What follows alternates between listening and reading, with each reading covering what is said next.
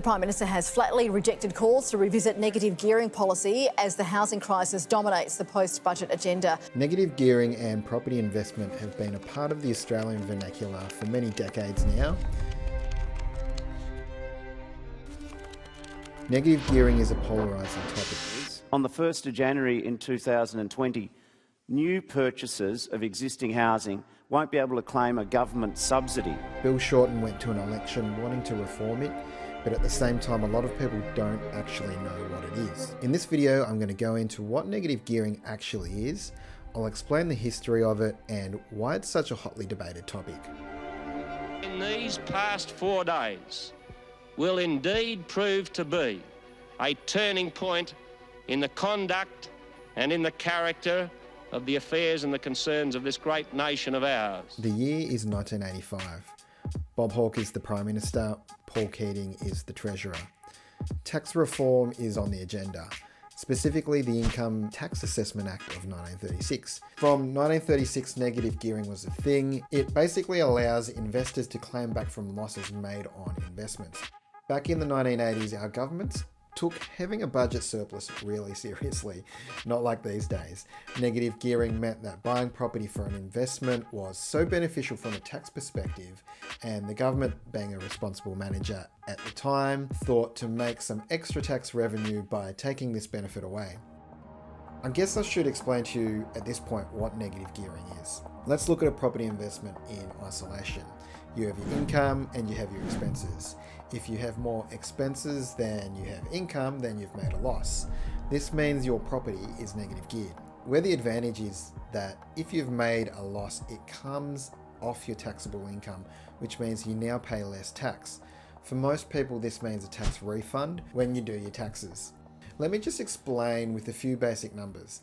If you earn $100,000 a year and your property makes you a $5,000 loss, you only need to pay tax on the $95,000 worth of income.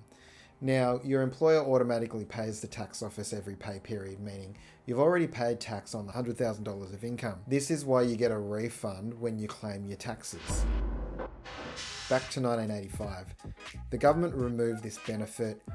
You could move a loss to the next year and claim against future property income, meaning you could still pay no income tax on that property, but the government made it that they weren't giving back any additional income tax. At this point, I feel it's important to understand how much of a political football tax reform is. In the year 2000, John Howard copped it over the introduction of the GST, and more lately, Bill Shorten had another go at trying to abolish negative gearing. In Australia, they are truly independent. They're not making a dollar out of the negative gearing tax subsidy. That was the unlosable election. The Libs had just ousted Turnbull and brought in ScoMo, yet they still got across the line in the election. Hey guys, sorry for interrupting. I hope you're enjoying the video. I just quickly want to say a couple of things. One, if you like the video, please subscribe and leave us a comment. Actually, leave a comment even if you disagree with anything in the video. Number two, I don't make anything from these videos, so I can say what I like. If you need help with finance or a home loan, maybe you need to restructure your portfolio because your repayments are too high. Maybe you're trying to grow your portfolio, but you can't finance the next property. Find me through the links below and get in touch. It was no different here. Housing lobbyists were fierce and they waged a campaign which ultimately saw the changes being rolled back to what they used to be. The housing industry lobbyists argued that the removal of negative gearing caused rents to go up. The main issue about negative gearing is this. If you abolish negative gearing on investment properties, there's a strong argument that rents would increase. There is conjecture over how true this was.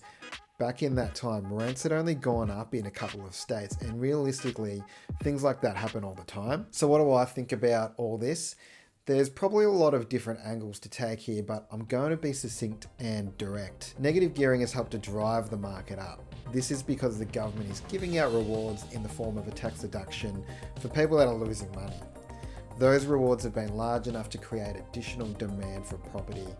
That has ensured prices have continued to go higher when comparing to the average household income. If negative gearing were to be removed, prices would eventually drop back to a level that is more fair for future generations wanting to enter the market.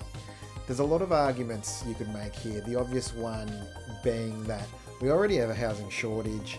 However, if governments were serious, they would allow property development to be ramped up, providing tax benefits to developers and builders who need all the help they can get right now.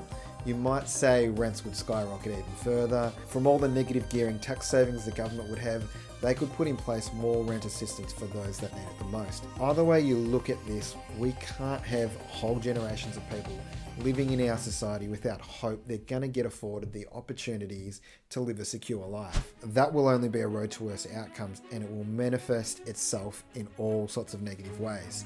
In the short term, it's helping drive this populism we're experiencing, which I think we can all agree is not healthy. That's it, guys. If you liked the video, please like and subscribe. Let us know if you want more of this stuff. Cheers.